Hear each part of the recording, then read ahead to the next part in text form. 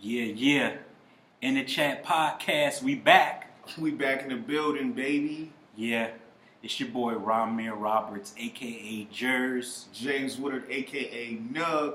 We back, man. What's good, bro? What's happening, baby? Miss you, man. Man, it's been a long time. Miss you, Yeah, brother. man. It's been a blessing, man. Man, holidays.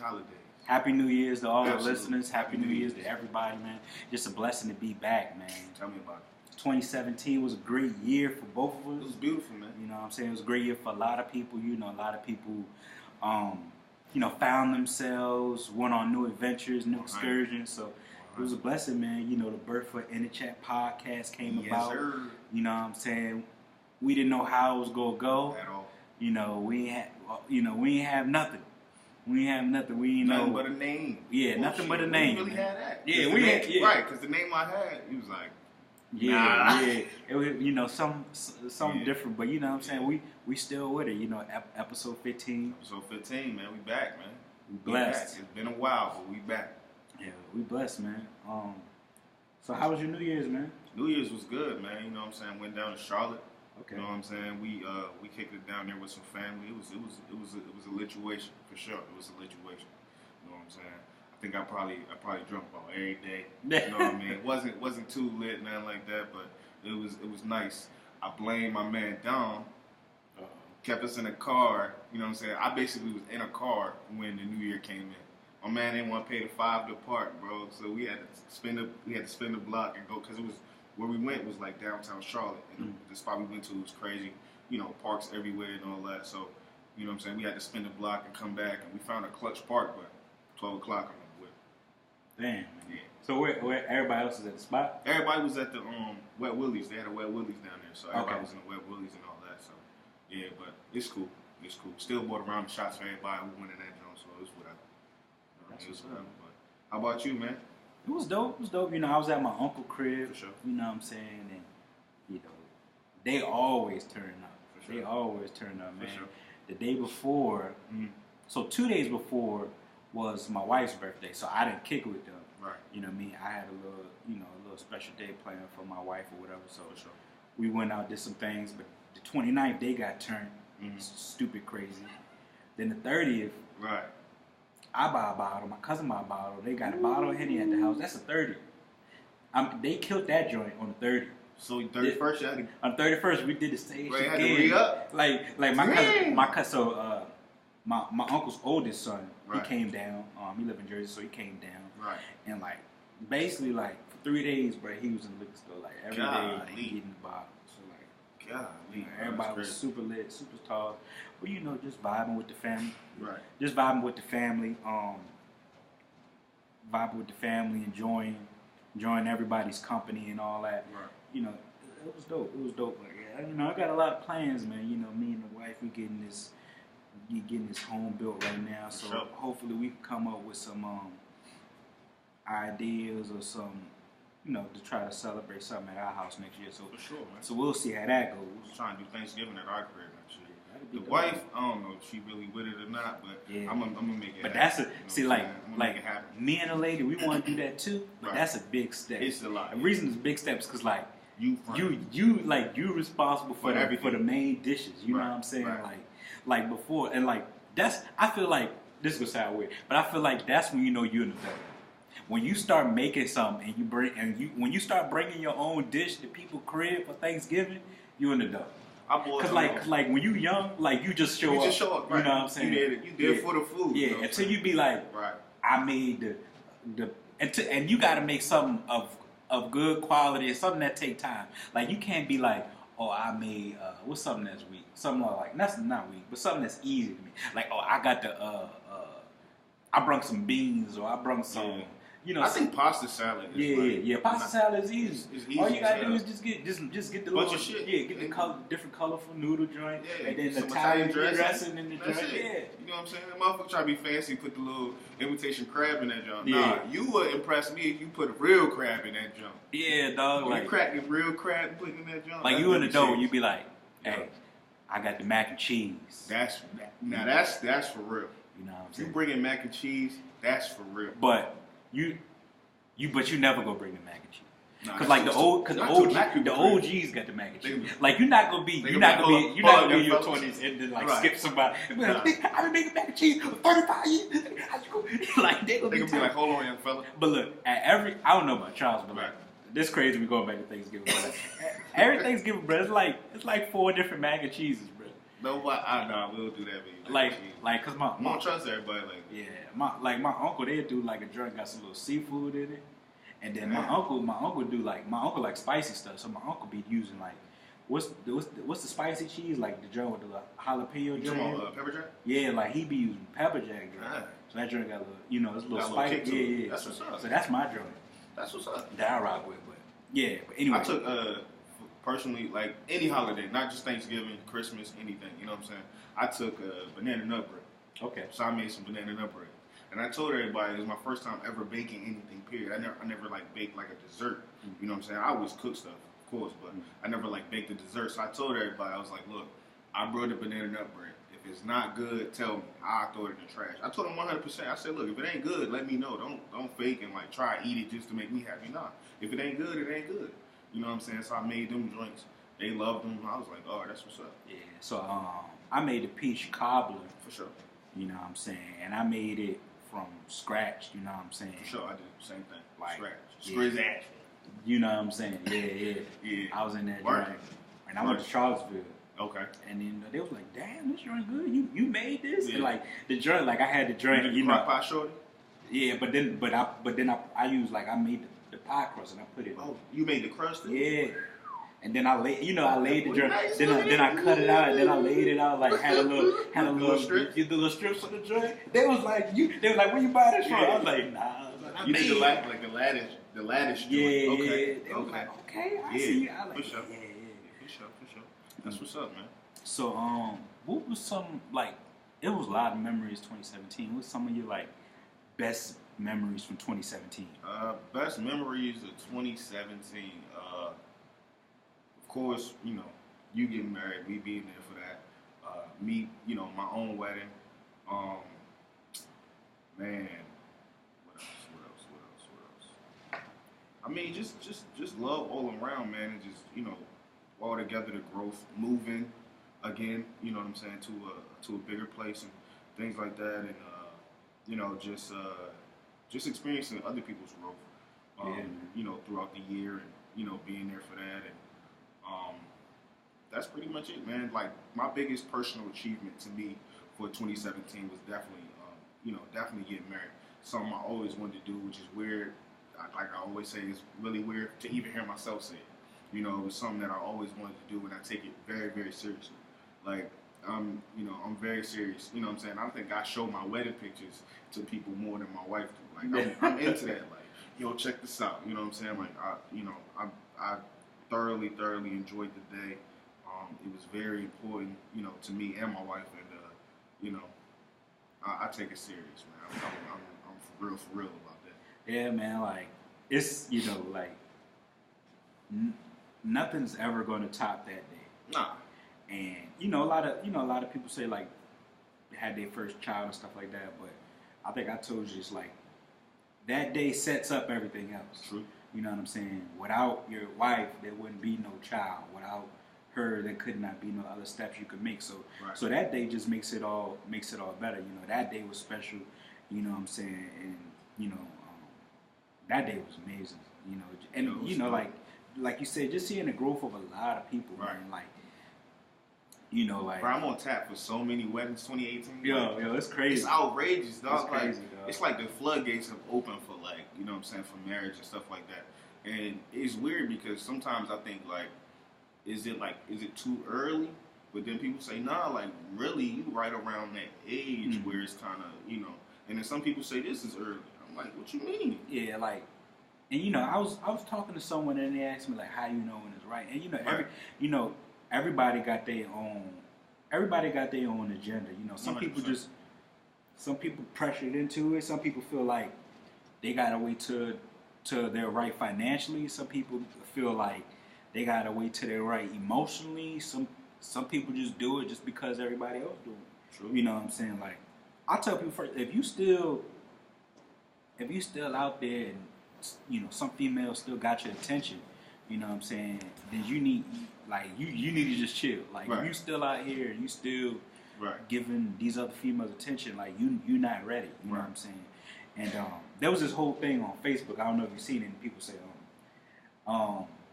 some dude buy you a $300 ring or whatever. Right. Like, he proposes? Do you get mad? You know, some people say yes, some people say no. But to me, it's like you gotta think about like some people. The reason I say financially, I don't mean how much you got. It's some people that don't have anything. But what I'm saying is you got to be financially, you got to be willing to share what you have. Right. Or share what you don't have. You know what I'm saying? Right. If you go into a situation and you marry somebody and they don't have anything, you can't leave them because they don't have anything. Because you knew that going into that situation. 100%. You know what I'm saying? So that's what I mean by financially. I mean by if see, that's the thing. People assume that marriage changes somebody. That's not necessarily. That's not true. The outcome. It's not true at all. So if we go into this marriage and I'm this person, and 5 years later you're mad because I'm still that person. Well, you knew I was that person when we got here. You assumed that marriage was going to change me to a different person. Well, it doesn't work like that. So like that's the one thing I tell people is like you got to be emotionally ready and financially ready to take on any obligations that's involved with that. 100%. So that was the biggest thing for me in 2017. And then buying a home. Well, I don't know if you consider buying a home because did we buy it? I don't know. I think we did because they're ready to build it. Because you can't build it if we put the money on it. Okay. So yeah. Yeah, but that's a big one right there. Right. That was a big one for me because as a kid I used to play The Sims all the time, and that game was dope. Yeah, so on The Sims I used to make all these extravagant houses and stuff like that, and I always wanted to live in the house. And I grew up north where not only are houses expensive, but a lot of people that I knew didn't have them, or if they lived in a home they didn't own it. You know what I'm saying? So when I moved down here and my uncle bought a home and my mom bought a home, like that was dope. And I was like, I want that feeling. I want to be able to call something mine. I want to be able to have that as an investment. So that was a big step for me. Right. But just seeing the growth in a lot of people, like I've seen a lot of friends get engaged. 2017, right? Yeah. Ultimately, do things that like what I'm saying, when we were much younger, like because a lot of the friends that we have in common are college friends. Mm-hmm. So we got to see each other grow from being, freshmen boys to, seniors, still pretty much, we weren't men yet mentally, you know what I'm saying, and still have, room to grow, but just seeing that progression over those years and then the thereafter, you know what I'm saying. We've been out of school now for some years already, and it's crazy how time goes by so fast, and you know what I'm saying, just seeing the growth from the point where we were, college degree recipients to, men in the workforce, and and our, our impression in terms of, our mindset and, what we thought relationships were at the time, going through all of that, and, finding something solid and being like, yo, I'm ready to stand up and be, what a lot of us have not seen. Yeah, you know what I'm saying? Being husbands and fathers and things of that nature. So it's a really dope thing for 2017, man. But what's something you want to see for yourself or out of yourself for 2018? It don't have to be a purchase and none of that. Just something you I just want to continue growth. Growth as a man. Right. Professionally. Right. I'm young. I'm still trying to find my way in my career path. Right. So I'm just trying to continue my education in this Master of Education program. Mm-hmm. That's one of my goals. I also got some personal endeavors that I'm working on. Hopefully, everything goes well with that. But there's a lot. There's a lot of things. I just want to see continue growth in my family. Right. I want, my wife to continue her success in her education in her professional field.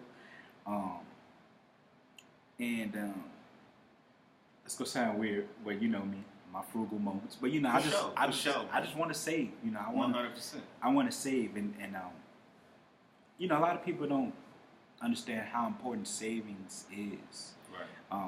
A lot of people like to live for the moment. A lot of people go on these extravagant trips every year and do all these amazing things, which is dope. But like I'm the type of person, I think about the long run. You know what I'm saying? That's why I really don't believe in like New Year's resolution or whatever you call it. I don't believe in those because like you're trying to make a goal of something that you're not sure can be completed in that 1 year. True. And that's the thing. Like if you're going to make one, make something that's achievable right. in a year. I agree. You know what I'm saying? Don't set I'm trying to lose 100 pounds. Like that's a big achievement in 365 days. Yeah.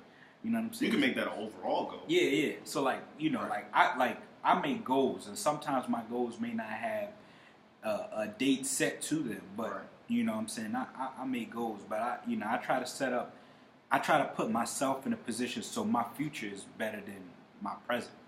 And I think a lot of people don't do that. A lot of people are so worried about what's going on right now is that they're not worried about where their future is. And I think like savings is the reason that I'm in this predicament that I'm in now.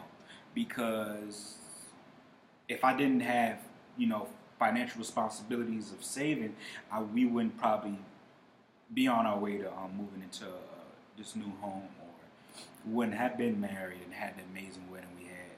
You know what I'm saying? Like, it's things about savings is that you can see things and you can actually do things and not have to wait on saving. When you have something, then you can actually do it. True. You don't have to wait on it. It's like saying, "Oh, I wanna go to Paris," right. and instead of saying, "Now I gotta save for Paris," right. you can say, "Well, let's go." Right. You know what I'm saying? So right. You can start to set dates and put things in motion. Yeah. For 2018, same thing you basically been talking about is, just increasing financial, literacy and stability. And another goal I want to achieve, I don't know if I really let it off the bag. I probably did over the New Year's weekend, but I want to become a certified personal trainer this year. Okay.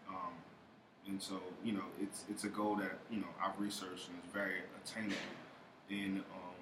in this amount of time. So that's definitely something that I want to achieve this year. And another thing, I mentioned it, really early in the year is accountability. I'm giving accountability as well as receiving accountability this year and moving forward because it's something that a lot of people don't do or set themselves up to receive, because I think that anytime you set a goal or you believe in something or you think something should go a certain way, you have to speak it, and not only speak it to yourself. I think that it's very important to speak it to other people who you feel are advocates for those things that you speak about. Because if you don't, then you're the only one sitting in that goal, And if you're the only person sitting in the goal, everybody need help. It may not be, money. A lot of times you just need that push because you said it. And you, as a man or woman, your word is your bond. And what the thing about it is somebody's told me this before, and I try and live by that. Is do what you say you're gonna do. At the end of the day, that's all it is. If you say you're gonna, you say you're gonna be here, or you say you got my back, or you say, yo, I'm gonna lift you up when you ain't really feeling it. Your word is your bond. You know what I'm saying? At the end of the day, yes, people do break bonds. Things do happen. It's understood. But at the end of the day, your word is really your bond. And if you couldn't be there, your excuse should be valid. You know what I mean? But excuses are what is it? Mountains of nothingness, something like that. So we ain't going with that either. At the end of the day, if you say you're gonna do something, and like I always tell people, like. My brother right here, he had an aspiration to start a podcast. 100%. You know what I'm saying? He asked me to be a part of that journey. And, you know what I'm saying? I didn't understand that podcast realm But I took it head on. I was there from shared ideas when I can. You know, and look where we are now. 15 episodes in. Yes, sir. A lot of listeners. What I'm saying. We just keep on doing things. We got a lot of things planned for the future. Absolutely. What I'm saying. But what I'm saying, it's just about supporting one another. What I'm saying. Like, a lot of these things aren't obtainable by yourself. What I'm saying. Like even when I think about the most common thing is people getting back in the gym. Losing weight. That's the most that's requested hard. or right. So, but hard. the thing is, people don't do it alone. No. Somebody always has a partner or somebody that goes along that journey with them. So it's kind of like, oh yeah, I'm trying to lose these pounds, but they trying to lose these pounds too. So it's like motivating each other. And then another thing is like when you letting people know what your goals are, if you got those real people around you, they'll check you. 100%. They'll check you. You know what I'm saying? Ain't nothing like that. It come August and you ask them, oh, how's it going with with your certification personal trainer? Well, you know what? You know what I'm saying? What's going on? No, you said that, bro. What's good? What's good with it? Yeah. You know what I'm saying? And, another, like, I harp back on a lot of what the officiant from our wedding talked about on that day before we went out. And it's nothing more powerful than agreement. And being in agreement, in a sense, is the same thing as holding somebody accountable. Okay, you agree with the goal that I set. So in agreeing with the goal that I set, you want to see it through just as well as I do. So that's where the accountability comes from.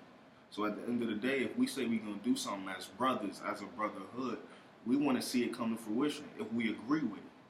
You know what I mean? And if we disagree with it, we're going to voice our disagreement. That's just how it works with us. You know what I'm saying? So at the end of the day, I always say if you can get you a friend that's really going to hold you to that word, to that bond, you got some. And that's for real. And yeah, you're going to have your little hiccups along the road. You're going to have your disagreements, all those things. But at the end of the day, as friends, as brothers, as family, or as women, with y'all sisterhoods, if y'all could just, find a way to just come back together, I mean, it make it sweet, man. Because you ain't never found nobody who really cared about you that's going to agree with everything you said. You know what I'm saying? So at the end of the day, you're going to have them hiccups, man. But friends is hard to come by. I'm going to tell you right now, friends is hard to come by. It took me a long time to find a real one. So that's what it is, man. But Happy New Year's, man. Let's keep it moving, my brother. Yeah, man. A lot of good moments in 2017. Yeah, man. 18 got a lot more coming. It's 2017, man. Shout out to the black entertainers, man. Yes. Man. Winning. Isiah. Shout out to Isiah. 100. Shout out to my man Jordan Peele, man. Get 100. out, man. 100. You know what I'm saying? Shout out to the amazing projects we got from Kendrick and Jay-Z, Man. Appreciate those Solange. Solange. Appreciate those classic, man. Man, everybody talking about Rhapsody, man. I ain't listened yet, but was she Grammy nominated? I listened to that. What is it? Layla's Dream? Yeah, Layla's Dream. She's dope, man. She's dope. Yeah. She's dope. I mean, we had a lot of top moments across all genres of entertainment and sports and all of that. I got a few that I want to mention, but we got a few, and then we got a few not so great moments and things of that nature. So, let's see what I got, man. I got sports moments. One of the craziest ones was the Super Bowl. Yeah, that joint was crazy, man. Oh my God, bro. So the Patriots, they paying, bro. They paying. I don't care what nobody say, bro. They paying. And they paid in the Steelers game this year, but we ain't gonna talk about that. They paying.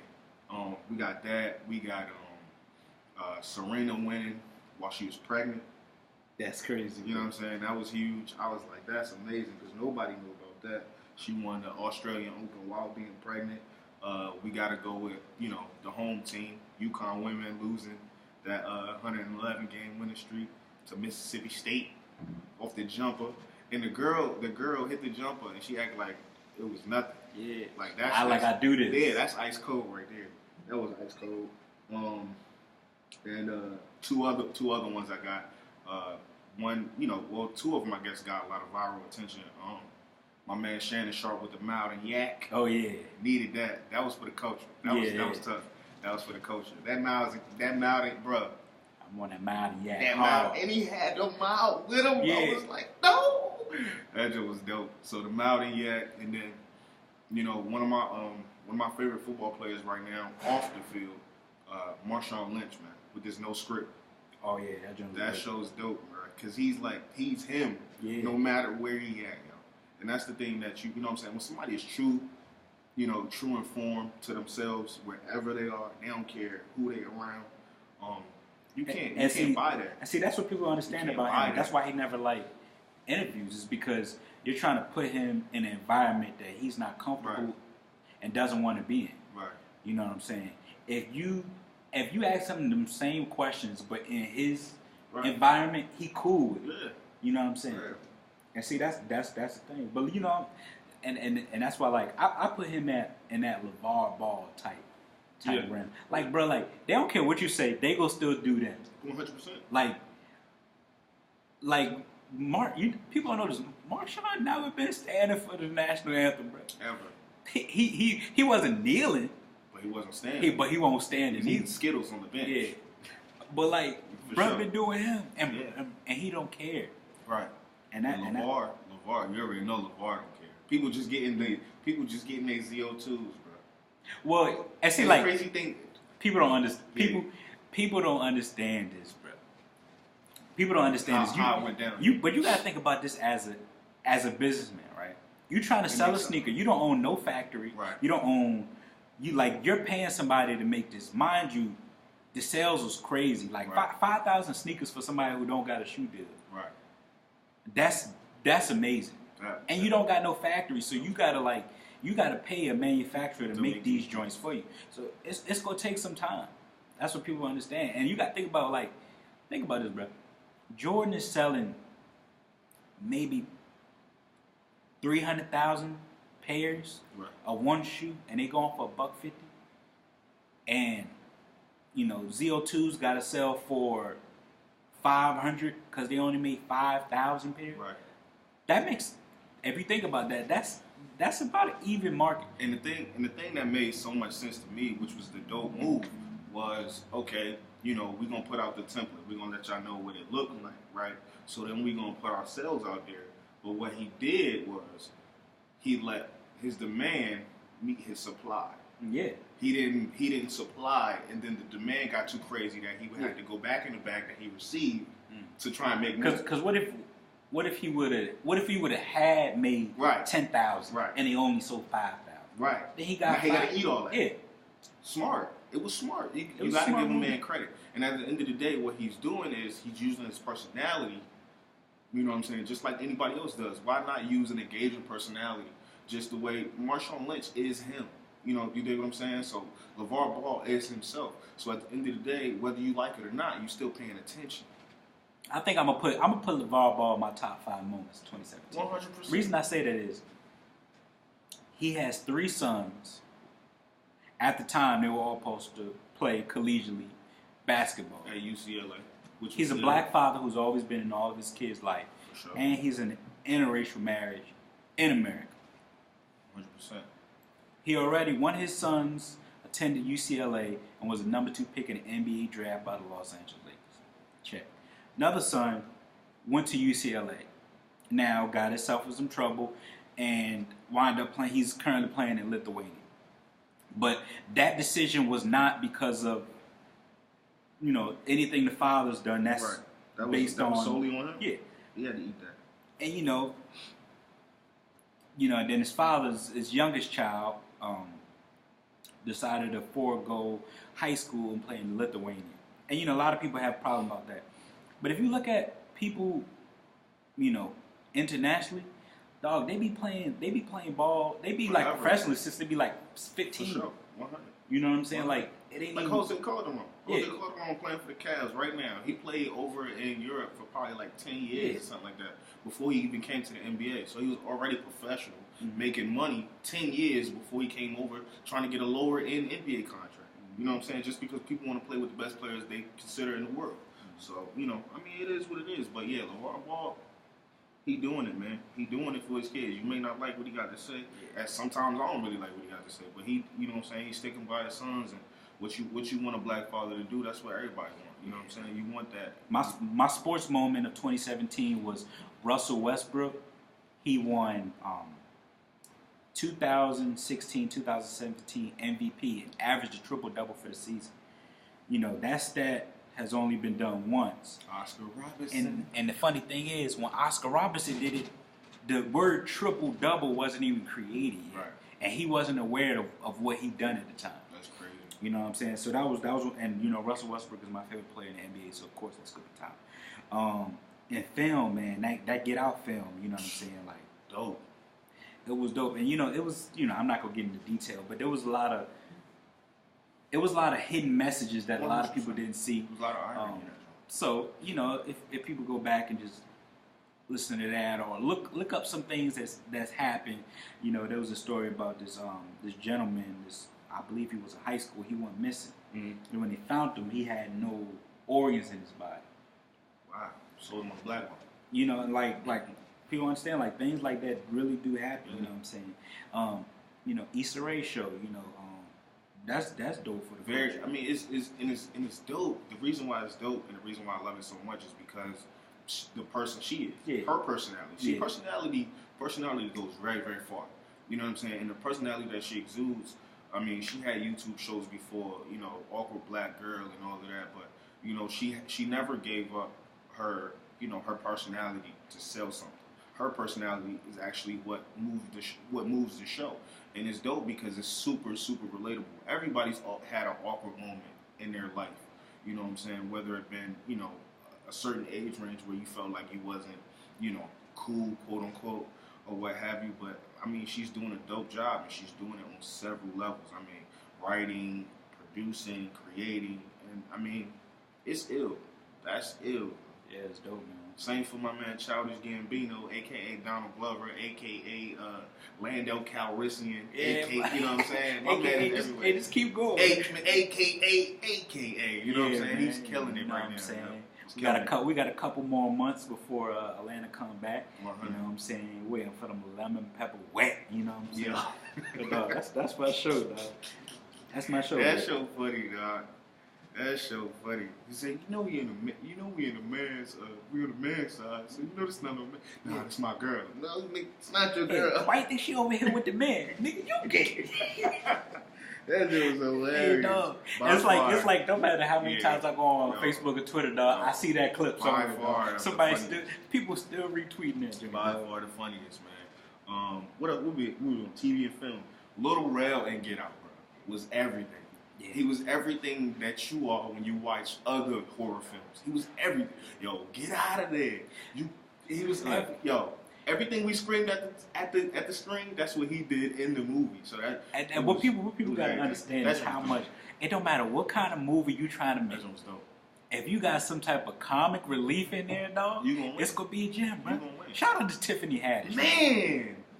Shout out to Tiffany Haddish. Super winning, bro. Super winning, bro. She was in that joint with some heavyweights. Yeah. She did her thing, bro. But she blew up so quick, though. Yeah, I mean, her grind's been, but the overnight success. Yeah. Her overnight success seemed like it was, you know what I'm saying? It was like a bottle rocket.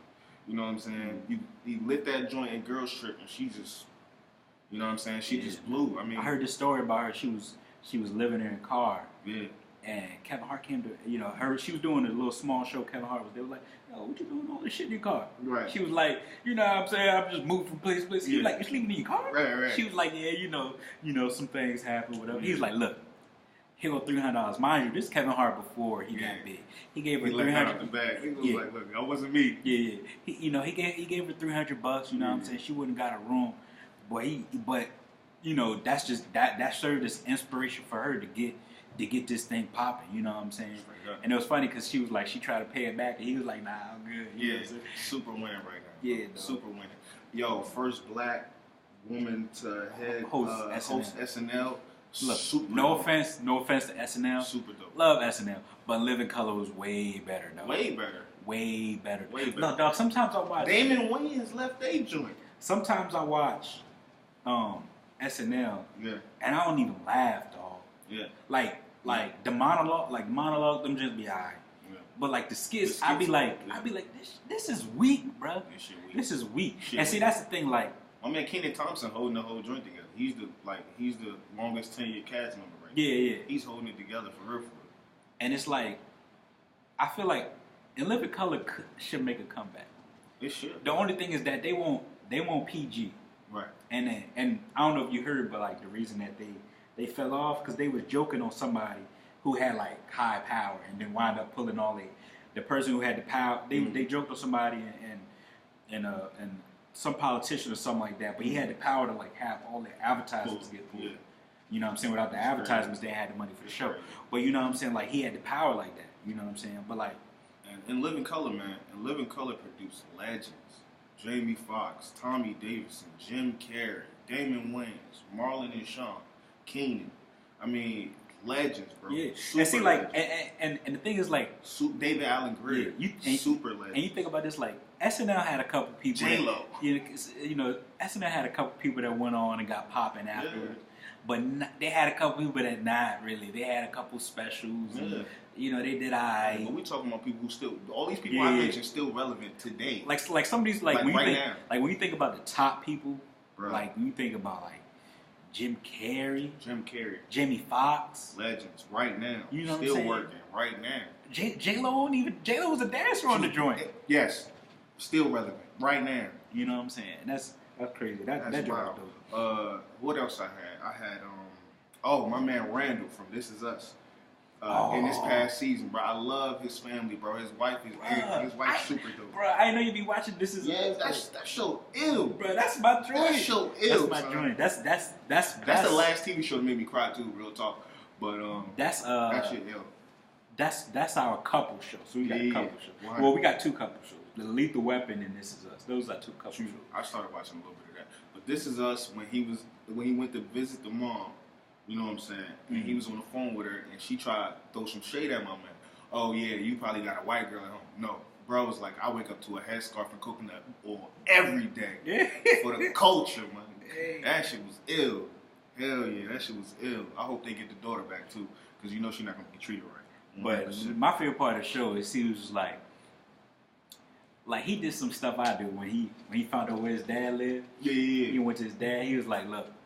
You see that BM outside? That's me. That's me. That $300,000 car. That's me. You know what I'm saying? I do this for a living. I got 2 daughters and a fine wife at home. I live in $1 million crib. Like I don't need you. Like he was ready. That's like. And then he was getting ready. Yeah. He was getting ready to leave. His dad was like, "Want to come inside?" He was like, "Yeah." I was like, bro.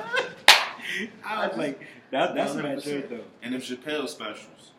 Oh. Them Chappelle specials was everything. You seen the New Year's dress? Yeah. Bruh, savage, bro.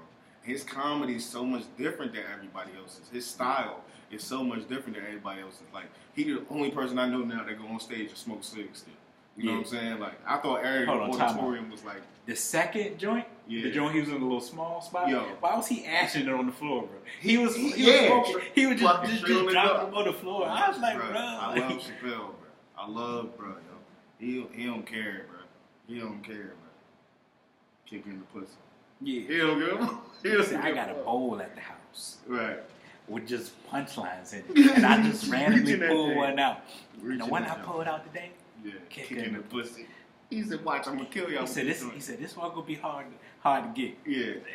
And then he did the joint, and I didn't even see it coming, dog. He did. He killed that joint, though. So we don't have enough stovetop stuff for 3 people. He said, well, and I kicked in the pussy. Hell yeah. Luke Cage breaking the internet. Oh, yeah. Luke Cage broke the internet, dog. That joint was everything. First black superhero I ever heard about. Broke the internet. That joint coming back. That joint about to be ill. And he had the Delphonics on the episode. You know I was all for that. Mr. Old School, he had the Delphonics on that joint, bro. On one of the episodes. It was, I can't even remember. They was at Cottonmouth Club. They was performing. Oh, okay. Yeah. I was like, yo, that's tight. Had Jadena on that joint too. Yeah. That joint was tight. And then some social moments, man. Definitely top one of all. You got it, top of the year. Obama leaving the White House, though. Yeah, man, that was tough. That was an emotional day. But I don't think I talked to a white person the whole day. I'm gonna be real. I don't think I talked to a white person the whole day. Like I was in a caf at lunch. You know what I'm saying? And I'm watching the joint on the TV. I had my hoodie on. Had my joint pulled down. I was looking like Hoodie Mellow in that joint. Wasn't fucking with nobody. Had my music in. I'm playing like hard ass rap. You know what I'm saying? White people looking at me like I'm crazy. I'm like, they not even paying no attention to this joint. And this shit is eating me up. I'm like, my nigga is gone, son. Barrio, we gonna miss you, my nigga. He was gone, bro. I was like, damn, son. That shit was. That's why in 2016. That shit was too much. It was me and my fiance. She was my fiance at the time. It was our last anniversary before we were to get married. So we went to the White House, like not the outside, not just taking pictures, not DC. We was inside that joint, and I was like, I gotta go in this joint before OB's in this joint. I'm just like the whole time I'm in this joint, I'm like, what if he upstairs? Right. Like, what if he here? Like, all you need is for my man to come out the back like that. Look, bro, I was just walking around like, damn. I see you, my nigga. Like, damn, I wonder if I'm trying to see if I find some pink lotion in there. Yeah. Or some Murray's. A do-rag, some Murray's. Hey, bro, got the pomade. Like, got the sporting way. You find a hard brush and a soft brush. Yeah. The double-sided. I'm like, no piece here. My nigga in this joint. You find the Carmax, because you know he used Carmax. Ain't no lipsticks here, ain't no chapstick here. Get the lips. Even my man Dick Gregory, rest in peace. He used the Carmax on the Breakfast Club. I was like, nigga. Yes. Yo, Colin Kaepernick, shout out to him. Lost his job, won GQ Citizen of the Year for shizzle. Big time move, bro. Big time move. Citizen of the Year. Fuck the haters. Straight like that. Man, great year though, man. Dope year, man. So we had a lot of fly shit happen, man. Nikki, I'm gonna go with the bad shit. Nikki had a horrible year in hip hop this year. But she might be having a good 2018 though. What you say? Somebody said she preggo by Nas. They just broke up. Well, somebody said she preggo by Nas, and they said she was gonna reveal it at the Grammys. Which is, I think it's like January 26th or something like that. Yeah. But yeah, they said she was going to reveal it at the Grammy, so we'll see how that goes. But she didn't have a good music year, man. I just got look, it wasn't good at all. Look, I've been saying this for 2 years, dog. Ever since she broke up with Safari, bro. Bar's been trash. Bar's been trash. Safari been writing that joint. And see, like, that's the thing, like, that's like. Even the joint with Quavo that just came out, those bars was trash. And see, the difference is like, I'm talking about like, Nicki as a featuring artist on a song. It's good. She does a part. Yeah, she had the dope feature on. But like, I'm talking about like solo records. I'm talking about albums. Trash, I'm talking bro. about mixtape. Like you trash. Like, and the purpose was like that's like Shaq and Kobe, right? Right. So Kobe trying to prove he the dude, so they trade Shaq, right? Right. If Shaq leave and you don't do nothing, then that means he was holding it together. 100. Nikki, Safari dip, bro, and you just fell off like real bad. Like I remember back in the day, like she was the only like female. But you know what's crazy? I think that's another problem. Yeah. She was the only one. So if she the only one, she was one of the fucking best female hip hop artists of the year every year at the BET Awards. But the whole time she was the only fucking female rapper. You know what I'm saying? So now you got Remy out there, you got Cardi out there, you got Rhapsody out there. I mean, you got comp now, so you can't stop coming with the fire bars if we thought you was fire. But now everybody else coming out with dope ass bars. We know what they talking about. They wordplay is crazy. Your year was trash, bro. Yeah. Your year was trash. Dej Loaf been in the cut. I ain't heard a record from Dej Loaf since she started popping on the fashion tip. She on the new joint with Jacquees. Oh, true. What happened to Young M.A., yo? She had like the quick joint. Yeah, the one hit. She was out. She had the turnaround jumper. She went down the other end of the court and never came back for offense again. Well, I already knew she wasn't gonna last, cause that wasn't even her beat. You know what I'm saying? Oh, true. That was a Bobby Smurder joint just slowed down. Little hot nigga joint. Facts. That was that joint just slowed down. True. You know what I'm saying? Shout out to my nigga Dave East, though. I gotta shout out my nigga Dave East for bringing that hard, gritty hip hop music back, because nobody making that no more. Bro, hop on anybody beat, kill that joint. It's crazy too, cause he young. Yeah. And you don't expect that sound from somebody that young. He got the sound, bro. He got that Harlem sound. Yeah. Sure, man. We 45. We 45 in, man. We gotta get it going, man. What you think about this Isiah Magic bromance, man? Bro, I'm glad it's back, bro. Yeah, it was a lot of wild shit going on with that. And for the listeners who don't know what we're talking about Isiah Thomas, the Hall of Famer, played for the Detroit Pistons, and Magic Johnson, Hall of Famer, played for the Los Angeles Lakers. You know what I'm saying? And the reason why they're so important is because like they had one of those friendships. They played for rival teams, but they had one of those friendships that they're the reason that the NBA is where it is today. They was the original PB&J, dog. You know what I'm saying? Talk. The NBA used to be on tape delay. You know what I'm saying? And those battles and their relationship is one of the things that help, keep keep this whole thing together. You know what I'm saying? And they had their issues in the past. You know what I'm saying? They had a whole special on it. I don't know if y'all seen the special, but they had a whole special on it, and that's the reason. Put things on the tables, try to figure out where everybody is now, so they could try to rekindle their friendship. You know what I'm saying? When during their NBA career, they were on different teams, so it was like, on the court, it was like I hate you, but off the court, it's like we good. It was family, yo. Like families knew each other. They would, they mentioned their moms would like go and take trips and all that. They was really like brothers, man. And you know what I'm saying? Magic got hit unfortunately with the HIV, the HIV virus and all of that.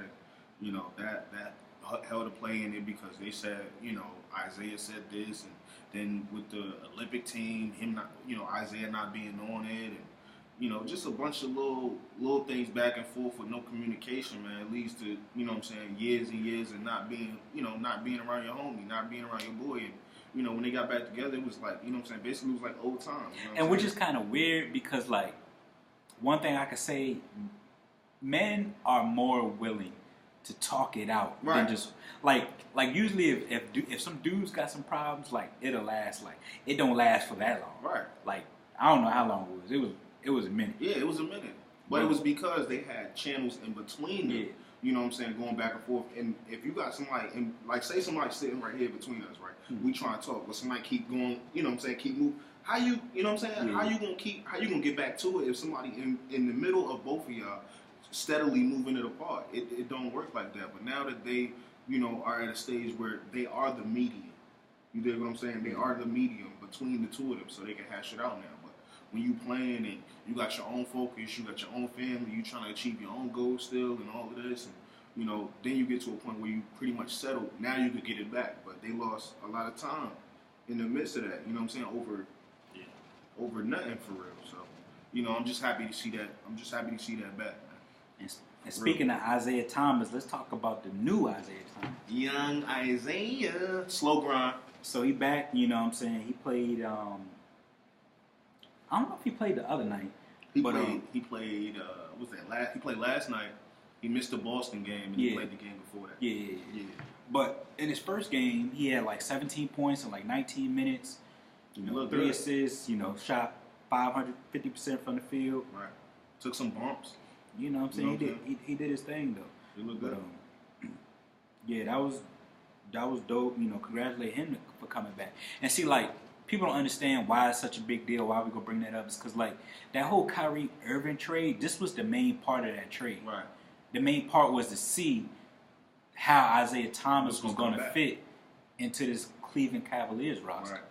So, once he starts getting more minutes and, getting acclimated with the players and stuff like that, we will see how well he could fit into that situation. But, yeah, he was looking nice, though. Bro, he was looking nice. Both games he's played. And see, that's the... It don't look like he lost the step. And see, like, the thing is, when you don't do... especially like a sport, like, when you at basketball, if you don't do something for a while, the expectation is you're not gonna have your shot no more. True. You gonna be cold.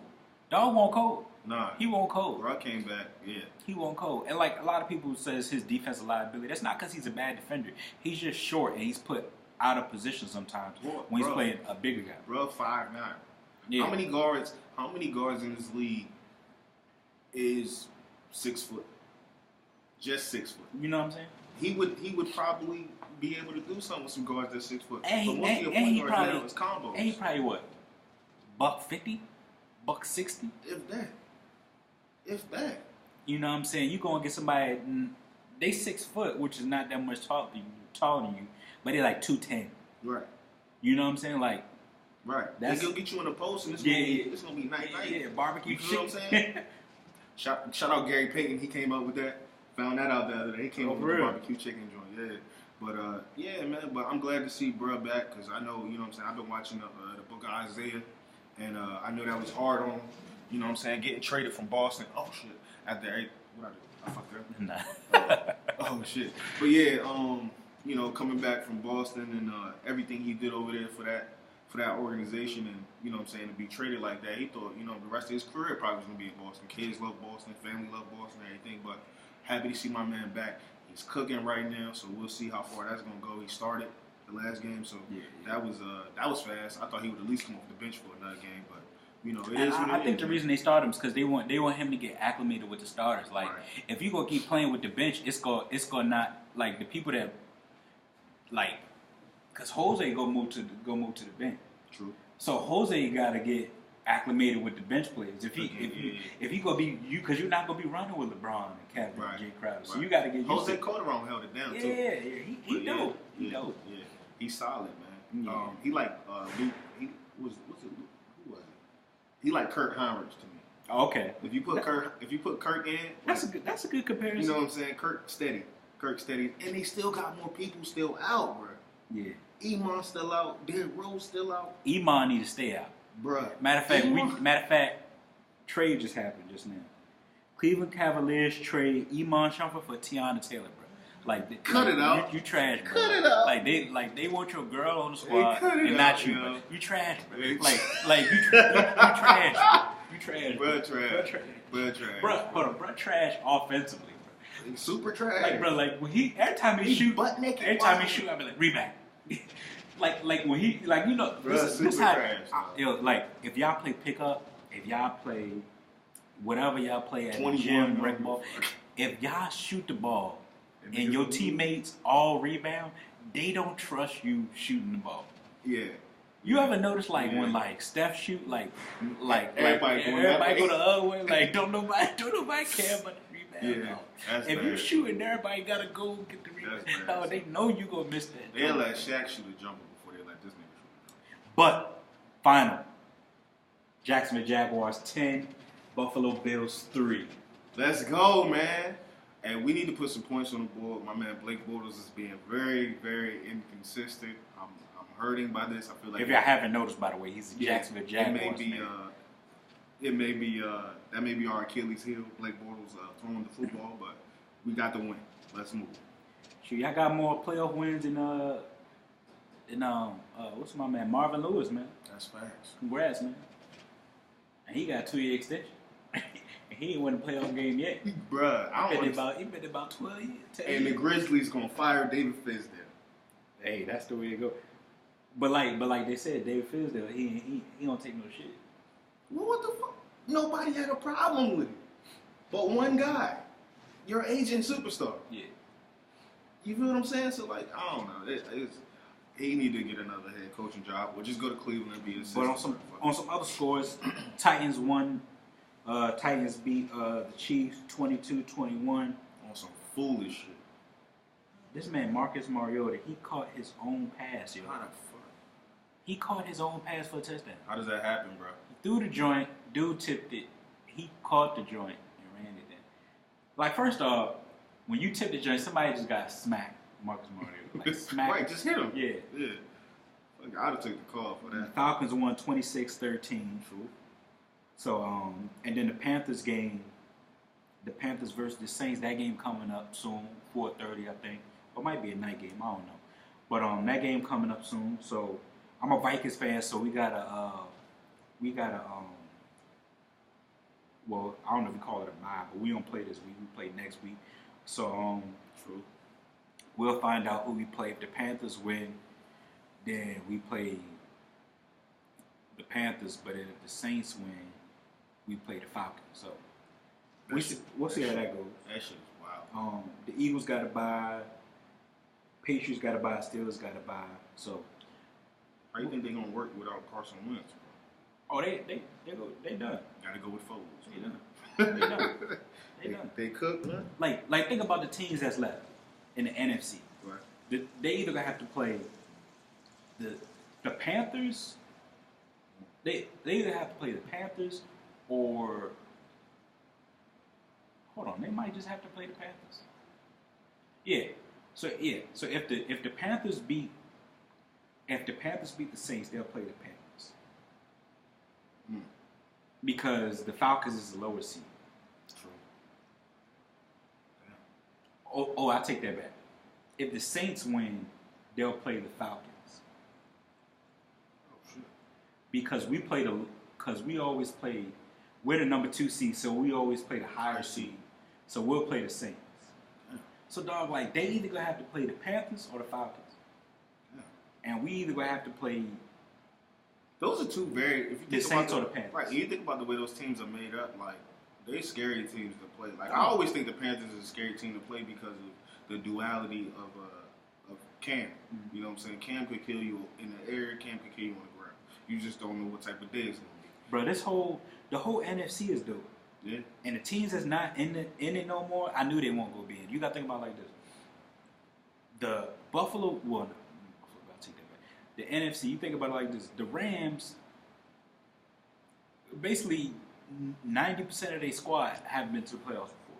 True shit, they real young. You know what I'm saying? Real young, yeah. And they played a squad that just went to the Super Bowl last year. Yeah, that's a big deal. You know what I'm saying? That's a big deal. The Panthers tough. They went to the Super Bowl year before last. Yeah. The Saints is tough.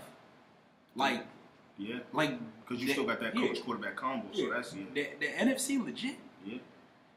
The AFC is just like it just looked like like the Steelers and the Patriots. They just go walk their way to the AFC Championship game. I think that me personally, believing in my team, I think that if we continue to play with our attitude, you know what I'm saying? Like, we trash talk on both sides of the ball.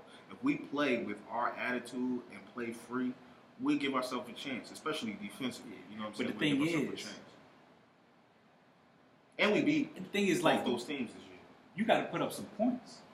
Right, but it's not to say that we haven't put up points this year. But a lot lot of of times mean, when we put up points this year, the other team put up points as well. Like 10, because we should have never lost that San Francisco game. I'm just saying, just me. But like 10 points. But we whooped the Steelers this year. 10 points both versus the Buffalo Bills. Like we know what the defense is, right. and I feel like I'm in the same boat. Right. Well, sort of same boat because Vikings is about mediocre. We about top 10, 12 range offense wise. So we could go cold, but defense legit. Right. You know what I'm saying? Y'all got the number 2 defense league. We had number 1 defense league. So it's like defense, you know what you're gonna get. Right. But if we go cold on offense, it's a wrap. You know what I'm saying? And I think the thing is like this is the time like with these you gotta be on it. Like these like all these teams in the NFC, like all these teams that's in the playoffs, like these the top seeds, they all offensive juggernauts. You know what I'm saying? Right. So all they need is a play against your defense to really put themselves in position. Exactly. Right.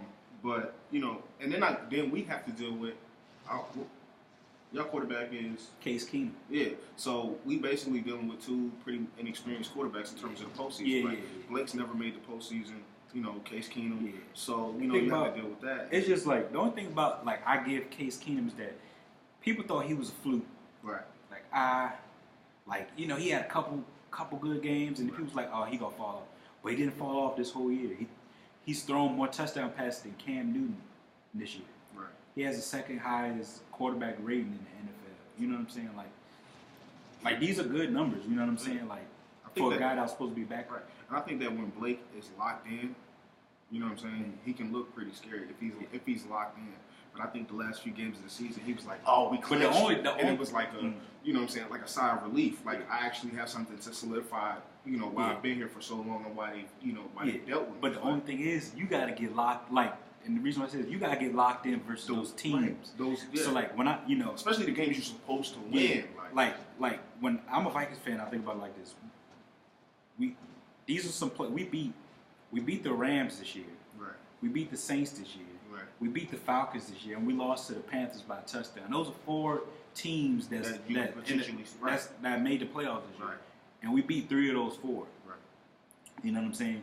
Like, those are the teams you got to show up against. You know what I'm saying? Right. Like, throwing 4 touchdowns, 3 touchdowns against, non-playoff team, like, that doesn't matter. You got to show these teams that you're going to see or have the potential to see that you can actually play with them. Yeah. You know what I'm saying? That was my biggest issue with us playing the Titans. You know what I'm saying? Every time we played the Titans, it was like, man, what's going on with this game? Like, it was offensively, it seemed like very lackadaisical, with Blake playing and things of that nature. So I'm like, it really didn't give me the feeling that we could actually beat them or even put a little bit of fear in them. Yes, defensively, everybody knows what we're bringing, but all you need is a play against a good defense, and you could be right where you want to be as long as you keep us from scoring. So it's very difficult, man, to see where we're gonna go. But I wish us the best, and we'll see what happens next week. We made it through this one, so we'll see. You know who y'all got yet, or nah? But yeah, it's gonna be tough, man. Yeah. But we gotta talk about this man, this $100 million man. Man, Jon Gruden, Oaktown, yo, 10-year, $100 million deal. Yeah, that's a lot of money, but I really think he's gonna be really good for that team. Because they already have set, a lot of the qualities that you're looking for. They got a solid defense, and their offense is sure. You know what I'm saying? So it's one of the worst deals ever. You think so? In the history of deals. One, he ain't gonna be there 10 years. True, I agree with that. The man ain't coaching about 12 years. That's what I was about to say. He hasn't coached in a while. But. 2, $100 million. That's a lot of money. $100 million. Now, what you got to understand, coaches' contracts aren't like player contracts where you got a guaranteed portion. Like, you can fire me and then you're obligated to try to come up with some way to buy out that remaining deal. So, 2, he gonna get that check.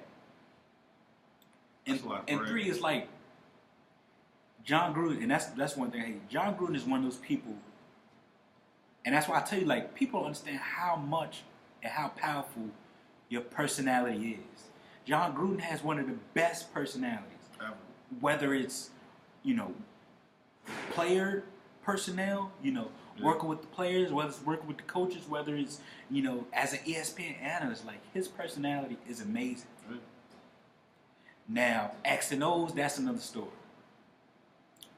Let's go back to this whole story. Jon Gruden was traded. Jon Gruden was the Raiders coach. They traded him. They traded the coach. The only other time I heard that is the Brooklyn Nets. We traded Jason Kidd to the Bucks. Mind you, and then he took a team that had the worst record in the league to the playoffs next year. Jon Gruden got traded to the Bucks, and then they won the Super Bowl that same year. But what a lot of people understand, a lot of people put him in that Mark Jackson, Steve Kerr realm where he won a Super Bowl with another team that somebody else orchestrated. Because Tony Dungy was the coach of the Bucks. He left. True. And he won a Super Bowl with that team he orchestrated. Right. So a lot of people don't give him the credit he deserved. But besides that, and see, that's the one thing I hate about the NFL. Sorry to segue off that real quick. But the NFL is one of them sports where, like, if you win the Super Bowl, they forget all the bad shit you did. True. Like, you win one Super. If you win the Super Bowl, bro, you could keep your job for like 12 years. That's facts. 12. Bro, Joe Flacco been trashed since they won the Super Bowl, dog. Facts. And you ain't heard nothing about him being moved or anything. Bro, he the reason the Buffalo Bills made the playoffs in the first place. Facts. You know what I'm saying? Hardball. Like, he won the Super Bowl, and they've been trashed since. They made the playoffs, like, one time since they won the Super Bowl. He wasn't very good then. You know what I'm saying? Like, he's always been trash. And it's just like Eli Manning. Eli Manning got 2 Super Bowls. Bro, trash. And beside them 2 years, they went to the playoffs and won those Super Bowls. I don't think he's been since. He's trash. Like, their defense was nice when they played. But he's trash. That's what I'm saying. Like if you got a Super Bowl victory, dog, that keep you alive through anything. You know what I'm saying? And that's the reason why he got another shot. Like, dog, 10 years, $100 million? Come on now, dog. You're not that nice. Yeah. You're not that nice. Winning a Super Bowl for a sucky-ass quarterback is like painting over a hole in the wall. And see, what happens is they try to, the NFL, it's based on the media. The media does the same thing they do every year. Yeah. And that's overhype teams, overhyped players. But you know they don't do that shit with basketball. Nah, that's wild. LeBron keep winning. Well, they can't see basketball. Basketball is different. Was like you can actually think of your prediction can be spot on. Every year, everybody says, "Oh, the Warriors are going to go to the finals. They're going to win in 5 games." The Warriors went to. It's more predictable. Right. It's more predictable. Right. Like you think about this in the NBA, a superstar could go from one team to another team, put up them same numbers. Like you could be a MVP candidate, go to a different team and be a scrub. Like the NFL is more. The NFL is more about systems. Like you ever see a player, he go to a different team, $100 million deal, and he be trash. Albert Hainsworth went to the Redskins for $100 million.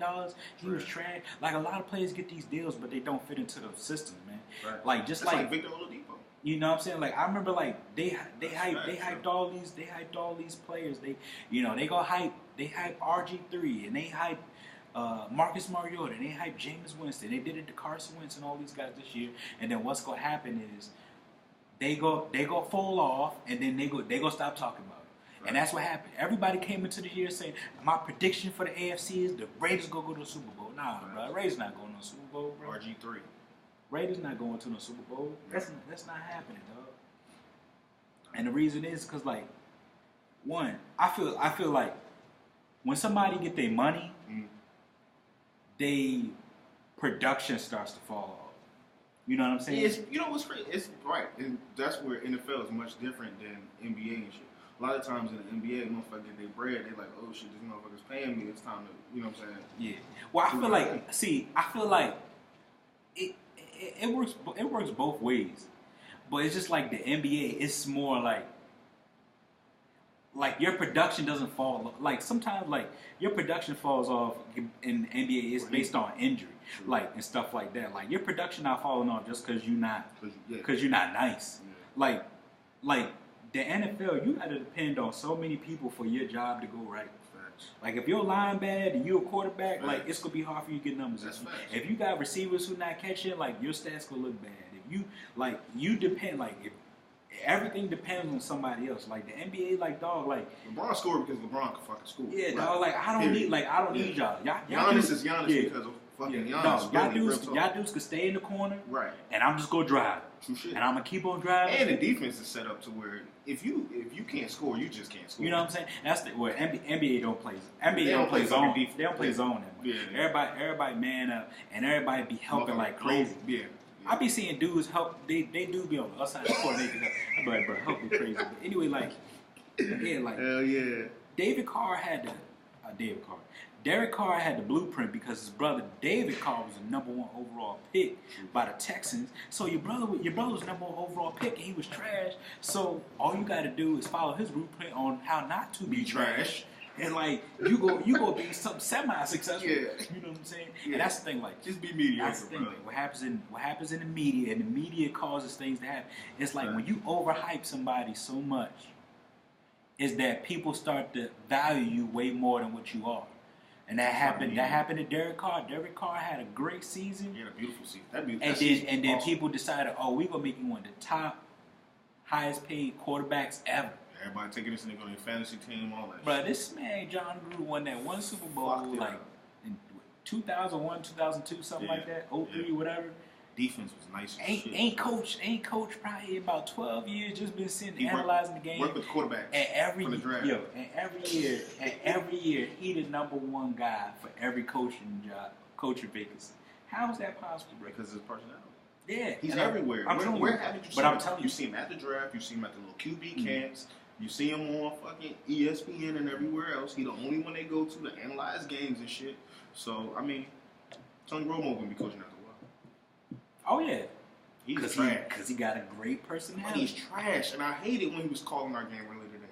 Shut up. I mean, he actually good though. Yeah, I mean, he actually good. He be calling shit like, yo, bro, they're gonna run this play to the left, and there you go. That's facts, but he still was trash as a quarterback. So I don't know. But we'll see how that work out. But the reason I'm not downgrading Jon Gruden, I wish him all the success. But it's more about that. It's more about that team than anything else. Like the Raiders have been mediocrity for the past decade or two. You know what I'm saying? Like you know what you gonna get out of that franchise. You know what I'm saying? Like it all starts from the top down. You know what I'm saying? The NFL. If you look at the NFL and you look at the best teams in the NFL, it all starts. Yeah, the ownership is awesome, and that's what leads to the success of the franchise. Right. You know what I'm saying? You can't. In the business of winning. Some people just feel like I could plug and play people and we gonna be good. Nah, bro, you can't just. You can only do that in New England with receivers. Hey, that's it. You can plug anybody. Bro, they just did it with James Harrison, bro. You could plug anybody in. James Harrison got cut by the Steelers. They signed him, bro. His first game with the Steelers, bro. He had 5 tackles, 2 sacks, and a forced fumble. He had that all season with the Steelers. It's fucking crazy. Like, dog, they could do that, bro. It's fucking crazy. Because that's a no nonsense organization from top to bottom. Bro, they're in the business. They're in the business of winning. Did you hear what Bill Belichick said the other day? He was like, it's snowing outside, but nobody better not be late for practice. Like ain't no not. It's about winning, bro. Yeah. And if you ain't about winning, give me your playbook. Straight like that. That's how they play it. Yeah, bro. And this one player, like he said, like but they still cheat. When you go to New England, like they tell you, like off rip, like, all right, we go, all right. So like when you play with blah blah blah, used to be that star receiver catching all the passes. Nah, bro. We're gonna use you as slot receiver, and you got the potential to put up nice numbers if you work out to like they all bullshit that. Every year they have a slot receiver on NFL Monday. Every fucking year, and it's always a little white guy that's like 5'11" or some shit who got this weird ass last name like Edelman or Amendola or some shit or Wes Welker. Yeah, Wes Welker. Yeah. Who these dudes should be selling insurance, bro. Swear to God. But the new dude they got Chris Hogan, man. They said Chris Hogan. They all got the same makeup. That shit is he weird. He played rugby in college or something like that. Yeah. But yeah, it's crazy, man. But it always work out for him. It's a plug and play system. When you win it, you win it, and they haven't gave up on their system. Mm-hmm. You know what I'm saying? They in the business of winning, and they do what it takes. You know what I'm saying? If you don't buy into the system, I'm a holler. But salute to you, Jon Gruden. Keep doing what you're doing. And you got the bag, my dog. I don't know how you got that, John. You got the bag. And the one thing he did this on purpose because one, they moving to Vegas. Ooh. Vegas tax free. Ooh, he about to eat. He about to eat. Ooh, he about to eat. He ain't no fool, bro. He ain't no fool. Give me that cheese cheddar mozzarella provolone, nigga. He about to eat. Hey, golly. My man came out with a new movie. You seen the joint? My man Will Smith. Already. That joint was dope. You know, Will Smith. He's my how can I say it? my celebrity role model. You know what I'm saying? Like I look up to Will Smith. I like how he's always in different avenues and how far he's come from a musician to actor. You know what I'm saying? To real renowned actor. You know what I'm saying? Like people respect him in every facet of the acting world, you know what I'm saying? But this new movie, Bright, it kind of let me down. Several reasons. Okay. Do you know how much Netflix paid? $90 million. Like $90 million for the movie, but like the production cost. That was the budget. The budget was $90 million. But they paid like $250 million for the joint. Like that joint was crazy, dog. And the movie, I felt like it was like the typical like Marvel superhero whatever movie. Like it was a typical movie. Like, oh, we have this magic wand.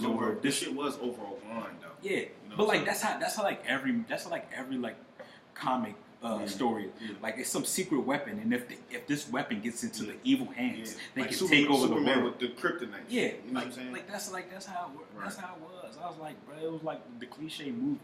You know what I'm saying? But it was the only thing that made it kind of dope. It was like everybody in the town was trying to get the joint.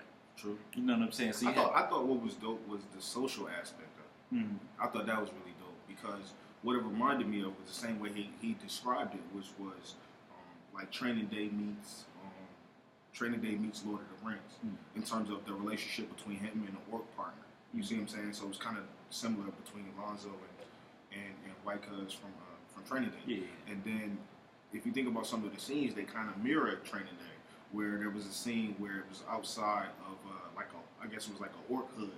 You know what I'm saying? And then it was a scene in Training Day where they go by and it's basically like a regular little LA hood, and it was just basically the same scene. They was locking up a bunch of people or whatever, and the thing about it was like, okay, the elves are kind of like Jewish people, you know what I'm saying, rich people that live, you know, on this side of town, and then like the orcs was like Latinos and blacks, you know what I'm saying, and that type of relationship with that. It was in the gang culture with, you know, LA, you know, Latinos in LA and stuff like that. So I mean, I think the social aspect of it was dope, and I look at. But if you were from that ethnic group, you wouldn't want to be classified the way you were. If that's the way it was supposed to be portrayed, would you want to be portrayed I'm black? I don't want to. After seeing that movie, I would feel offended if that was portrayed as an orc. I mean, I can't really say I'd be offended. Because I know it. You feel what I'm saying? I know it. I'm not necessarily. Okay, so the part was the orcs were. They had a demise for the police, and all of them were like gang affiliated, right? And drugs and violence, right? Like that's not how it is. Not all black people hate the cops. Not all black people are gang related. Like, you know what I'm saying? Like, and he's the N1. He's the only orc that's a cop. Like no other person of his whole ethnic background is in that whole industry. Like, I felt like that was kind of odd. I felt like not all Jewish people are wealthy. You know what I'm saying? Like, they literally like took different stereotypes and like made it like 100%. Like, it wasn't like, some orcs are cops and some aren't. Some hate cops and some aren't. It was like he was the one orc that was a cop. Right. Everybody else was in gangs and hated him. And random people, every time they seen cops, they just start like shooting them and hating them just because they was cops. Like, I felt like I didn't like that part. True. But I thought it was a dope movie myself.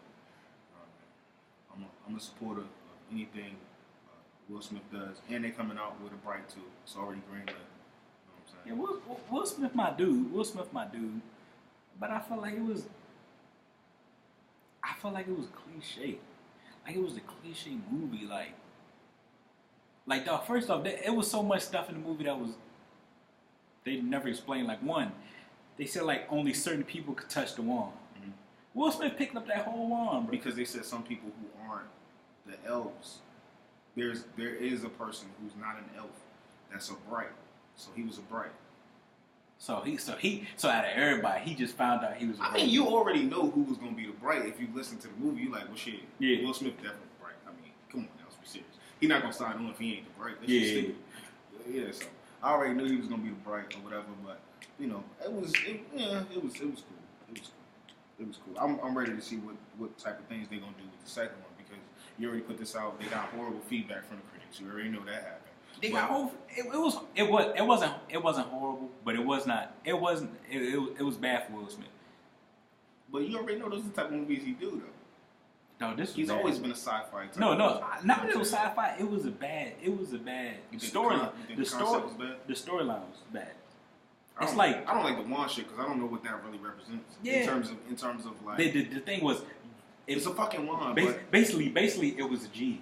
You can grant any that wish. That shit was weird because that now, if you think about the concept of what the orcs represented versus what the elves represented and all of that shit, right? So if you think about that kind of mirrored reality. The only reason why still don't mirror reality. The only reason why I don't bring the little representation of who the people were is because that was created by the viewers, not the actual production team. Right. Like, that was something that somebody like, oh yeah, I thought about how the the elves, or like, that was somebody else came with that. But like the movie concept wasn't that special. Like, they could have took it a lot of ways, dog. They could have took. I would like better if like they spent the movie like trying to get. Remember? So you remember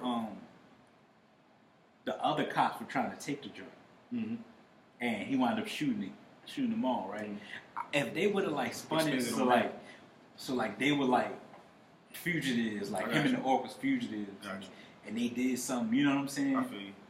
Yeah. It just was like, I dig that. It's just like once they got the wand or whatever, and all the cops were dead. Like they just believed their story that the cops Yeah. the cops tried to kill him and he shot them.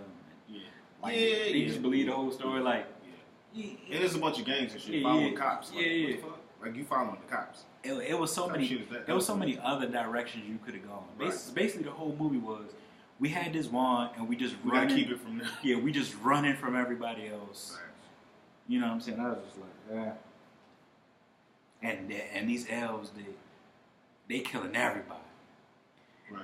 And I don't know, bro. I don't know about you. Where were all these cops, bro?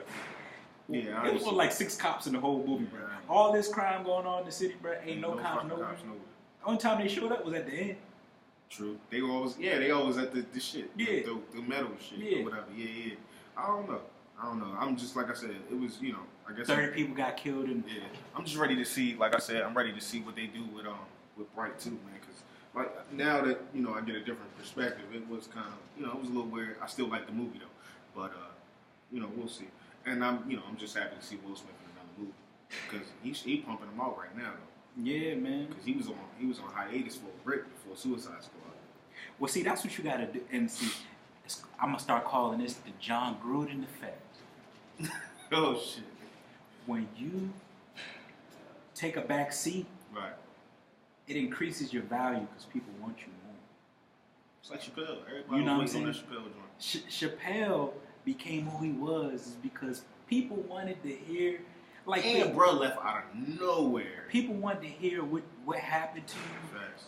People know you still got material. People want to know what's been going on. People hear about you like, So, bruh, oh, I seen Dave, but you ain't Bro, seen Dave. he basically increased his value by just sitting back. Yeah. Cause how much money he turned down? He got From 100 million. He turned 100 million from Was it 100 million? 50 million. 50 million. 50 million. Something crazy. How much he made from 40. You just made $10 less million. you know what I'm saying? Yeah. And you got to do it the way you want to do Right. it. It's because the reason behind him leaving it, a lot of people don't know, is that he wanted to do it his way. You know what I'm saying? And Right. and You can't say what a this, lot you of can't people do don't this, that understand bullshit. is that a lot of people understand is like they offered him 50, but they was gonna probably make 250 off the truth. You know what I'm saying? True. So that was the thing. The thing with him was like, dang, I'm coming up with the concept. I'm coming up with parodies, everything. I'm doing all the work, but you making all the money. You know what I'm saying? So You that getting was, me at a deal, basically, Yeah. $50 million. you know what I'm saying? So that was the thing with him. That's true. You know what I'm saying? So he dipped, and they did what they did. You know what I'm saying?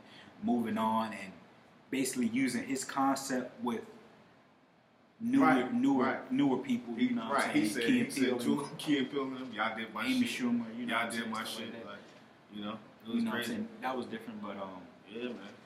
But besides that, you know what I'm saying? We'll see how the Bright 2 goes. I don't know, dog. We'll see. They better come correct with You it. know I'm watching. But, I'll sit through a shitty movie if I got Will Smith in it. I watch Legend of Bagger Vance. I watch Wild Wild West. Yeah, if he in it, I'm fucking with him. Nigga, I watched the movie he was featured in. I ain't never known for him to be featured in a movie. Can't remember the name of it, but he was featured in it. I watched that shit too. Yeah. I bought Collateral Beauty. Collateral Damage? No, it's Collateral Beauty. That's the last movie he was in. His daughter died. He was like an introverted person and shit because he kind of fucked his whole life up. And he ended up running into this lady. They were trying to talk. I didn't know the whole time. At the end of the movie, that was his wife the whole time. It was wild. It was dope. It was a drama. I don't think I ever It was seen a that. drama. Yeah, it came out. I'm thinking about Collateral Damage because that's with Jada Pinkett. Yeah, And, with Jamie Tom Foxx. Cruise. Yeah, Jamie John, Foxx. yeah. Anything with Jamie Foxx in it, I'm watching. That's how I get down. Yeah, man. I'm supporting our letters. But we just want to thank y'all from the bottom of our heart. 100, man. We back in the building. We back. We will be back in the studio soon. You know, the devil keep getting in our way. Fires and shit. You know what I'm saying? But we will get back. We appreciate y'all. It's 2018. We got a lot more ideas coming. That's And yeah, we're gonna start asking for y'all opinions on some topics to talk about, some ideas, some perspectives, and then hopefully we can get some of y'all as guests on there, man. Let's do it, man. But as always, I'm Ramen Roberts, aka Jers. James Woodard, aka Nug. We in the chat. We in the chat, baby.